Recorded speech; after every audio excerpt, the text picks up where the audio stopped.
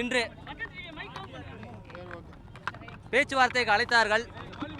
அதன் அடிப்படையில் இடையே தொழிற்சங்க மையத்தின் ஆலோசகரும் ஏஐசிசி ஆலோசகருமான மரியாதைக்குரிய தோழர் எஸ் குமாரசாமியும் எல்டிசியின் மாநில செயலாளர் நானும் கலந்து கொண்டோம். பேச்சுவார்த்தையில் நகராட்சித்துறை அமைச்சர் KN நேரு அவர்களும் அறநிலைத்துறை அமைச்சர் சேகர் பாபு அவர்களும் மேயர் மற்றும் ஆணையர், மாநகராட்சி ஆணையர், காவல் ஆணையர் உள்பட இருந்தார்கள். இந்த தொழிலாளர்கள் இன்னைக்கு 13வது நாளாக வெயில்லையும் மழையிலும் இருக்காங்க. இன்னைக்கு காலையில் கூட தமிழக முதல்வர்கிட்ட நாங்கள் ஒரு வேண்டுகோள் வச்சுருந்தோம்.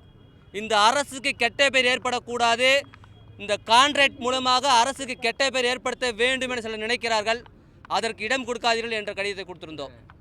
ஆன பின்பும் பேச்சுவார்த்தை அழைத்தவர்கள் கோரிக்கையை பற்றி ஒரு வார்த்தை கூட பேச மறுத்தார்கள். அவர்கள் இங்கு இருந்து எப்படி நீங்கள் கலைந்து செல்ல வேண்டும், நீங்கள் கலைந்து சென்றால் பார்க்கலாம், இதுதான் அவர் சொன்ன வார்த்தை.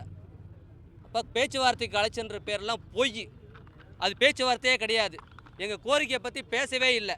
அதனால் நாங்கள் எங்களுடைய உழைப்புரிமையத்துடைய மாநில தலைவர் மற்றும் நிர்வாகிகளை சந்தித்து பேசிவிட்டு அடுத்த கட்டத்தை பற்றி சொல்கிறோம் என்று சொன்னோம். உங்கள் முன்னாலே சொல்கிறோம், கோரிக்கையை பற்றி பேசுவதாக இருந்தால் தயார். ஆனால் கோரிக்கையை பேசாமல் இவர்களை குப்பைகளாக தூக்கி இருந்த இவர்களை, இந்த தூய்மை பணியாளர்களை பேசவே முடியாது என்ற ஆணவ திமிரில் அரசு இருந்தால் அதற்கான பதிலை நிச்சயம் தூய்மை பணியாளர் தருவார்கள். இனிமேல் என்ன செய்ய வேண்டும் என்பது குறித்து எங்களுடைய மாநில தலைவர் தோழர் பாரதி உங்களிடம் உரையாற்றுவார்.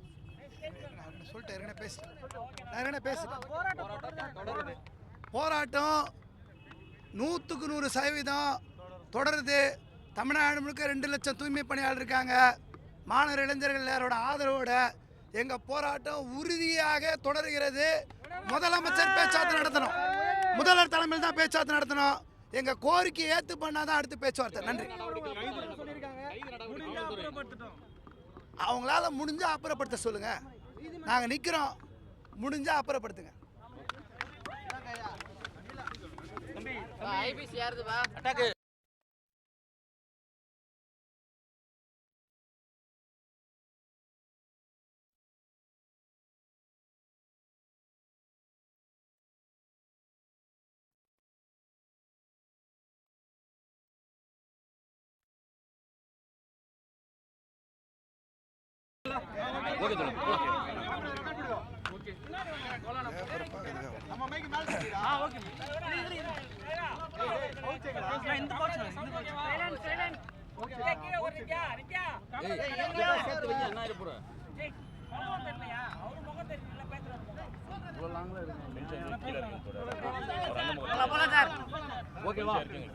சென்னை மாநகராட்சி மண்டலம் 5, 6 தனியார் மயப்படுத்துவதற்கு எதிரான போராட்டம் இன்றைக்கு 13வது நாளாக அமைதியான முறையிலே இங்கு நடைபெற்று கொண்டிருக்கிறது.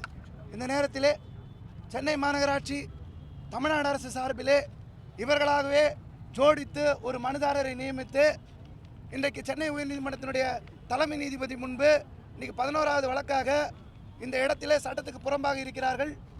காவல்துறை அறிவிப்பு கொடுத்திருக்கிறது 41A கீழ் பிரிவின் கீழ்.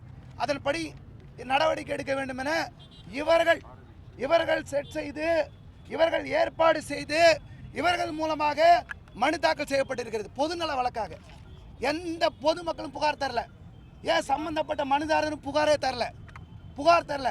எங்களுக்கு வக்காலத்து போடக்கூட நேரம் தரல, பதில் போடுறது கூட நேரம் தரல. அவங்க சைடில் எந்த டாக்குமெண்ட்டும் கொடுக்கல. இதெல்லாம் கொடுக்காமலே இன்றைக்கு சட்டப்படி தான் நீங்கள் போராட முடியும், சட்டத்துக்கு உட்பட்டு போராட முடியலன்னா நீங்கள் 41A கீழே நடவடிக்கை எடுங்கன்னு சொல்லியிருக்காங்க. அப்போது அரசாங்க தரப்பில் ஆஜரான வழக்கறிஞர் எங்கள் மீது ரொம்ப அக்கறை இருப்பது போல், ஐயோ அவங்களாம் ரொம்ப வீக்கர் செக்ஷனு, அவங்களா கலைஞ்சு போயிட சொல்லி நீங்களே வேண்டுகோள் வைங்கன்னு, அதை நீங்களே சொல்லிக்கோங்கன்னு சொன்னார். அப்படின்னா இவங்களே தொட்டிலையும் ஆட்டுவாங்களா, இவங்களே கிள்ளி விடுவாங்களா, இவங்களே தொட்டிலையும் ஆட்டுவாங்களா? அவர்களுக்கு எங்களை வெளியே அனுப்பணும்னு சொல்லி இன்றைக்கி நாங்கள் முடிவெடுத்ததா நினச்சிட்டு உக்காந்துருக்காங்க. பேச்சுவார்த்தை கூப்பிட்றோன்னு சொல்லி உக்காந்துருக்காங்க. இதை பொறுத்த வரைக்கும் இன்றைக்கி என்னென்னா, இந்த போராட்டம் பெரும்பான்மை அருந்ததியினா ஆதி திராவிட பெண் தொழிலாளர்களுக்கான போராட்டமாக அமைதியான முறையில் நடந்துட்டு வருது. இன்னைக்கு பொதுமக்கள், மாணவர்கள், இளைஞர்கள், வழக்கறிஞர்கள், ஊடகத்தினர் அத்தனை பேரும் இந்த பக்கத்துக்கு ஆதரவாக இருக்காங்க. அவங்களால அதை பொறுத்து கொள்ள முடியல. நாங்கள் எங்களை கைது பண்ணால் கைது செய்கிறதுக்கு நீங்கள் முடிஞ்சால் கைது பண்ணுங்கள். இப்பயும் சொல்கிறோம், கைது பண்ணுங்கள். எங்களை காப்பாற்றுவாங்க, மாணவர்கள் காப்பாற்றுவாங்க, இளைஞர்கள் காப்பாற்றுவாங்க, தொழிலாளர்கள் காப்பாற்றுவாங்க, பெண்கள் காப்பாற்றுவாங்க, ஊடகத்துறையினை காப்பாற்றுவாங்க. உங்ககிட்ட நாங்கள் நம்பிக்கையாக எங்கள் கோரிக்கையை விட்டுட்டு நாங்கள் நிற்கிறோம். தமிழ்நாடு அரசுக்கு, சென்னை மாநகராட்சிக்கு ராமிரெட்டி கான்ட்ராக்டர் தான் முக்கியமாக. அவங்களுக்காக எங்களை நீங்கள் கைது பண்ணி ஜெயிலில் வைப்பேன்னு சொன்னாலும், எங்களை தூக்கி போடுவேன்னு சொன்னாலும், ராமிரெட்டி உனக்கு ஓட்டு போடல, ஓட்டு போட்டது நாங்கள் தான் சொல்லி நாங்கள் களத்தில் நிற்போம். ஒருபோதும் பின் ஒதுங்குவதோ, பயப்படுவதோ, கலைஞ்சு போகிறதோ நாங்கள் செய்ய மாட்டோம். ஒருபோதும் பயப்பட மாட்டோம். என்ன வேணா பண்ணுங்க. 1000 போலீஸை கொண்டு வந்து நிறுத்தி வச்சுருங்க, தோ பஸ்ஸெல்லாம் அடைக்க வச்சுருங்க. நீங்கள் தான் டிராஃபிக் ஜாம் ஏற்படுத்துறீங்க பொதுமக்களுக்கு இருவிட. நீ 1000 போலீஸை கூட்டு வந்தாலும் சரி, நாங்கள் ஒரு விஷயம் சொல்கிறோம். நீ பீரங்கி தூக்கிட்டோ, துப்பாக்கி தூக்கிட்டோ, இன்னும் நிறைய போலீஸை போடுங்க, என்ன வேணால் பண்ணுங்கள். ராமிரெட்டி தான் உங்களுக்கு முக்கியமா? உங்களுக்கு கான்ட்ராக்டர் முக்கியனால எங்கள் ஜனங்களை நீங்கள் அடித்து அரெஸ்ட் பண்ணலான்னு நினைப்பீங்களா? தமிழ்நாட்டு மக்கள் எல்லோரும் சும்மா வேடிக்கை பார்ப்பாங்களா? நான் மக்கள் மீது நம்பிக்கை வச்சுருக்கோம்.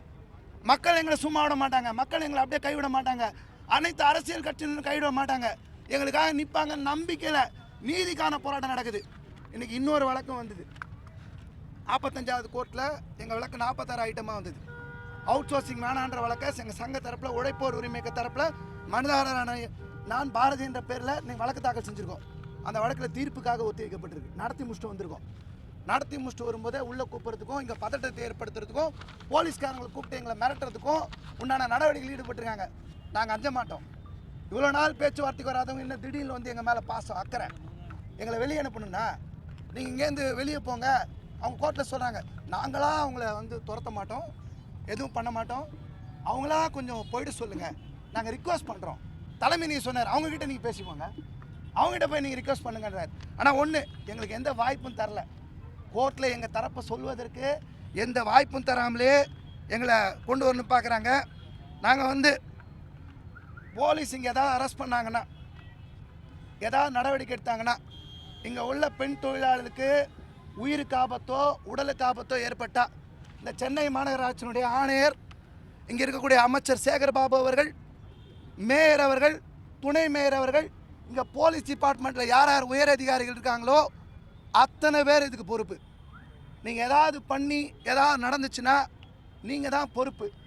அமைதியான முறையில் ஓரமாக உக்காந்து வேலை கேட்டுட்டு கெஞ்சி இங்கே உக்காந்துட்டு அமைதியாக நிற்கிற பெண்கள் ஒரு அசம்பாவிதம் கூட பண்ணாமல் அமைதியாக இருக்கிறவங்கள வழக்கை ஜோடித்து செட் பண்ணி போட்டு வெளியே தள்ளுவேன்னு நீங்கள் சொல்கிறீங்கன்னா, உங்களுக்கு சமூக நீதி சமத்துவ ஆட்சி சொல்கிறதுக்கு நீங்கள் வெக்கப்படணும்.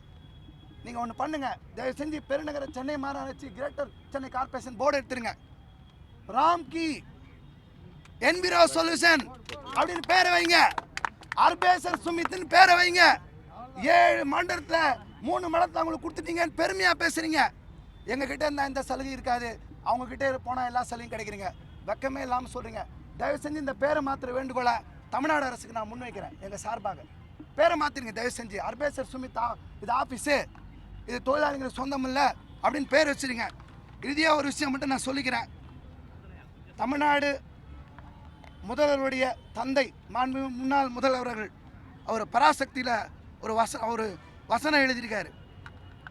மடி நிறைய பணமும் மனம் நிறைய இருளும் உள்ளவர்களால் எளிய மக்கள் ஓடினான் வாழ்க்கையின் எல்லைக்கே ஓடினான் அப்படின்னு சொல்லுவாங்க கோர்ட்டில் நின்றுக்கிட்டு. அதுதான் எங்கள் நிலைமை. எங்கள் வாழ்க்கையோட எல்லைக்கே நீங்கள் ஓட வைக்கணும்னு நினைக்கிறீங்க. ராமிரெட்டிக்காக, ராம்கிக்காக ஒருபோதும் நாங்கள் விட்டு கொடுக்க மாட்டோம். ஆகஸ்ட் 15 சுதந்திர தினம், அதுக்குள்ளே எங்களை தூக்கணும்னு பார்க்குறீங்க. நாங்கள் ஆகஸ்ட் சுதந்திர தினத்தில் விடுதலைக்காக போராடிய, விடுதலைக்காக களம் நின்ற பகத்சிங் வழியில், சாதி எதிர்ப்பாக களம் நின்ற புரட்சியாளர் அம்பேத்கர் வழியில் நாங்கள் களம் காண்போம். நாங்கள் தொடர்ந்து போராடுவோம். சுதந்திரம் என்பது பிறப்புரிமை என்ற சொல்லத்தில் நாங்கள் வேலைக்கான, விடுதலைக்கான, சாதி ஒழிப்புக்கான, இந்த ஆதிக்க உணர்வுக்கு எதிரான அருந்ததி ஆதி திராவிட மக்களுக்கான சுதந்திரத்தை நோக்கி நாங்கள் சுதந்திரம் வேண்டும், வேலைக்கான சுதந்திரம் வேண்டும் என்று முழங்குவோம். தொடர்ந்து நாங்கள் போராடுவோம். எங்கள் போராட்டத்தை ஒருபோதும் அரசு ஒடுக்க முடியாது. தொடர்ந்து களம் காண்போம் என்பதை தெரிவித்துக் கொள்கிறேன். சார் என்ன சொல்றாங்கன்றதுக்கு போயிருக்காங்க, என் கமிட்டி போயிருக்காங்க. அதனாலே போராட்டம் நின்றுலாம் இல்லை, அவங்க என்ன சொல்றாங்கிறதுக்காக போயிருக்காங்க. பேச்சுவார்த்தை என்ன இருக்கு? பேச்சுவார்த்தை எங்களுக்கு சாதகமாக சொன்னாங்கன்னா, ராமிரெட்டிக்கு சாதகமாக இல்லாமல் தொழிலாளி சாதகமாக இருக்குன்னு சொன்னாங்கன்னா நாங்கள் நல்ல முறையில் முடிவெடுப்போம். இன்னொன்றையும் சொல்கிறோம், முதல்வர்கள் பேசணும். நீங்கள் நேற்று இங்கே பக்கத்தில் இருக்கக்கூடிய பாரிஸ்க்கு வந்திருக்கீங்க, நான் பாதி கம்யூனிஸ்ட் சொல்லியிருக்கீங்க, அதனால தான் என் பேர் ஸ்டாலின் சொல்லியிருக்கீங்க. எங்களுக்கு நட்பு விமர்சனத்தையும் மற்ற விமர்சனத்தையும் வித்தியாசம் தெரிய காண முடியும் சொல்கிறீங்க. கம்யூனிஸ்ட்னு நீங்கள் சொல்லிக்கிறீங்க, இடதுசாரின்னு சொல்லிக்கிறீங்க. இடதுசாரி என்றைக்குமே முதலாளிகள் கார்பரேட் பக்கம் நின்னதில்லை, தொழிலாளிகள் உழைக்கும் மக்கள் பக்கம் தான் நிற்பாங்க. நீங்கள் நிஜமாகவே நீங்கள் கம்யூனிஸ்ட்னு சொல்கிறீங்கன்னா, இடதுசாரின்னு சொல்கிறீங்கன்னா பேச்சுவார்த்தைக்கு வாங்க, எங்களை கூப்பிட்டு பேசுங்க, குறையை தீர்த்து வைங்க. நீங்கள் எங்களுக்கு 31/7/2025 இருக்கக்கூடிய எங்கள் தொழிலாளர்களுக்கு வேலையை கொடுங்க, நாங்கள் உடனே வேலைக்கு போக ரெடியாக இருக்கோம். முதல்வர்கள் எங்களுடைய கோரிக்கையை பரிசீலனை பண்ணோம். வேண்டுமென்றே வலிச்சு திணிச்சு நாங்கள் போராடணும்னு நினைக்கல. தமிழ்நாடு அரசுக்காக நாங்கள் வேணுன்ட்டே போராட்டம் ஏற்று நடத்தணும்னு நினைக்கல. வேறு வழி இல்லாமல் வீதிக்கு தூக்கி போட்டீங்க, வேலையை விட்டு தூக்கி போட்டீங்க. இப்போ கார்பரேஷன் வெளியே நாங்கள் இருக்கிறது அசிங்கம் அழுக்குன்னு சொல்லி இங்கேருந்து தூக்கி போடணும்னு பார்க்குறீங்க. நாங்கள் தொடர்ந்து நிற்போம். நீ அழுக்கு அசிங்கன்னா உன் தலையில் தான் அழுக்கு அசிங்கம் இருக்குது. அந்த அழுக்க, அந்த குப்பையை, தலையில் இருக்கிற குப்பையை அகற்றும் வரைக்கும் எங்கள் போராட்டம் தொடரும். சார் நீங்கள் டெல்லியில் விவசாயிகள் போராட்டம் 1 வருஷத்துக்கு மேலே நடந்தது. நூற்றுக்கணக்கான வழக்குகள் போடப்பட்டது. இந்தியா முழுக்க ஷாஹின்பாக் போராட்டம் நடந்தது. மக்கள் தேர்ந்தெடுத்த இடங்களில் போராட்டம் நடத்தினார்கள். நாங்கள் முதல்ல போக்குவரத்துக்கு இடையூறாக போராட்டம் பண்ணுறோமான்னு ஃபஸ்ட்டு பார்ப்போம். நீதிமன்ற நடவடிக்கை ஒரு பக்கம் இருக்கட்டும், மக்கள் மன்றம்னு ஒன்று இருக்குது, அதுதான் எல்லாத்தோட பெருசு. சென்னை மாநகராட்சியாக இருக்கட்டும், தமிழ்நாடு அரசாக இருக்கட்டும், நீதிமன்றமாக இருக்கட்டும், மக்களுக்காகத்தான் எல்லாம். உச்ச நீதிமன்றம் ஒன்று இருக்குது, நாங்கள் மேல்முறையீடு செய்வோம். நீதின்னு ஒன்று இருக்குது, நீதிபதி வித்தியாசப்படும், வேறுபடும். நாங்கள் நீதிக்கான போராட்டத்தை நடத்துகிறோம். மனிதர்களுடைய தீர்ப்பு வேறுபடலாம், எங்கள் போராட்டம் நிற்கும்.